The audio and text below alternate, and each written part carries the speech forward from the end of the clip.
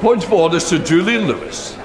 Thank you, Mr. Speaker. You have clearly explained that you are not responsible for the quality or lack of it in a minister's answers or even a Prime Minister's answers.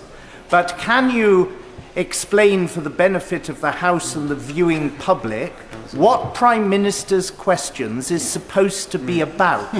Namely, that the opposition and other honourable and right honourable members get to ask the Prime Minister a question about a subject of their choice. It is not a matter for him then to berate them for not asking a question about a completely different subject that he wishes had been asked. Can I just say, a long-standing member that came in with me in 1997 knows that that is not a point of order.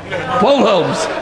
Thank you, Mr. Speaker. Further to that point of order, notwithstanding the rulings that you have made in the chair, which I think are always perfect and completely right, can I ask, Mr. Speaker, we are now entering a new period where a Prime Minister answers a question about a subject that wasn't asked and then focuses asking a question on the opposition front bench.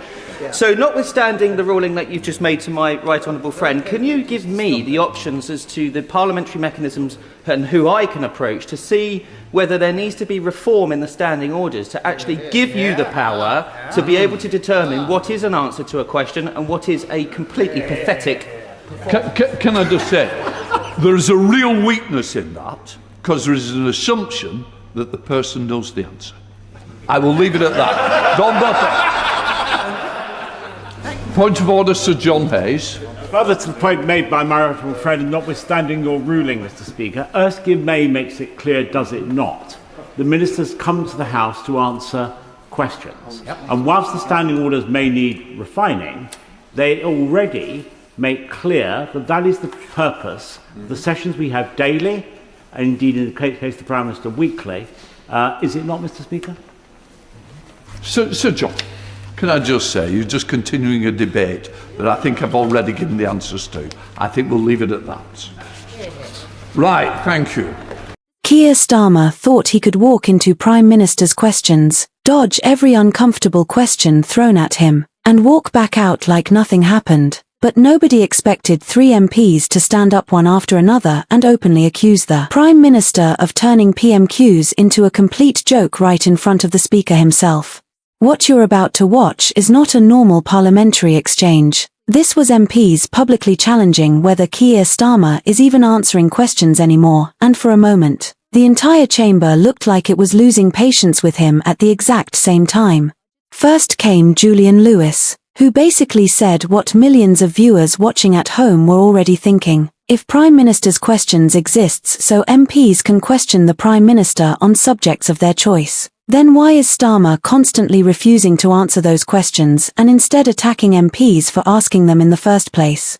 And the moment Lewis said that, you could feel the frustration boiling underneath the surface, because this was not just about one answer. This was about a growing belief inside Parliament that Starmer is deliberately avoiding scrutiny while turning every question into a scripted political attack.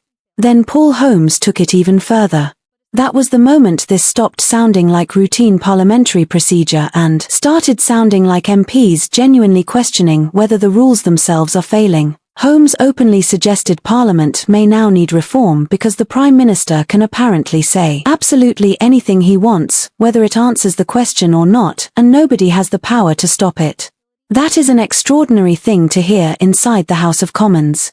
And then came the line that probably hit Starmer's team the hardest. What is an answer to a question and what is a completely pathetic? Even before he could finish properly, the message had already landed. MPs were no longer hiding their anger. They were openly mocking the quality of the Prime Minister's responses directly in the chamber. And then Sir John Hayes piled on. At that point, this was no longer one frustrated MP complaining. This became three separate MPs effectively accusing Keir Starmer of undermining the entire purpose of PMQs itself. Hayes reminded the chamber that ministers are supposed to come to Parliament to answer questions, not dodge them, redirect them, or turn them into campaign speeches. And notice what happened next.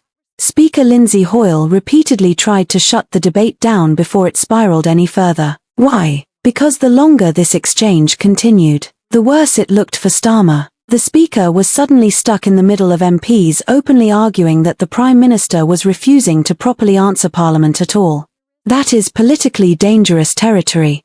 Because once MPs start publicly questioning whether PMQs has become meaningless under your leadership, the damage goes beyond one bad session. It creates the impression of a Prime Minister who cannot defend his own record without avoiding the actual question being asked.